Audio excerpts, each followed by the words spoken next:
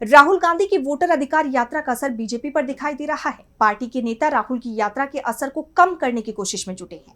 बिहार बंद तक बुला लिया गया है, तो दिल्ली में अमित शाह ने पार्टी के सभी बड़े नेताओं को बुला लिया है। अब शाह ने खुद बिहार चुनाव के लिए पार्टी की कमान अपने हाथ में ले ली है, तो कैसे राहुल की यात्रा ने बढ़ा दी बीजेपी की टेंशन, जानने के लिए देखिए ये रिपोर्ट। वोटर अधिकार यात्रा के बाद से ही बिहार का माहौल बदल गया है। बीजेपी को सत्ता हाथ से फिसलने की चिंता दिख रही है। यात्रा में जिस तरह से राहुल गांधी को समर्थन मिला, उससे बीजेपी के वोट बैंक में ही सेंध लगती दिख रही है, क्योंकि ये माना जाता है कि बिहार में बीजेपी के पास जो वोट है वो पहले कांग्रेस का कोर वोटर था।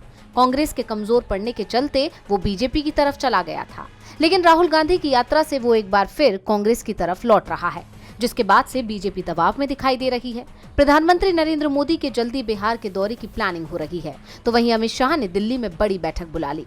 शाह के घर हुई बैठक में डिप्टी सीएम सम्राट चौधरी, विजय सिन्हा, बिहार बीजेपी प्रभारी विनोद तावड़े, केंद्रीय मंत्री गिरिराज सिंह और नित्यानंद राय समेत तमाम दिग्गज नेता मौजूद रहे। ये बात तो आपको पता ही होगी कि 17 अगस्त से 1 सितंबर तक राहुल गांधी ने बिहार में वोटर अधिकार यात्रा निकाली थी।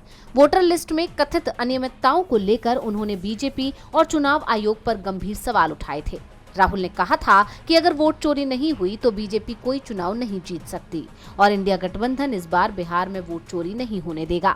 राहुल के ऐलान के बाद से ही बीजेपी भी वोटिंग लिस्ट को लेकर सवाल उठा रही है, यानी बीजेपी अब अपने ही जाल में उलझ रही है।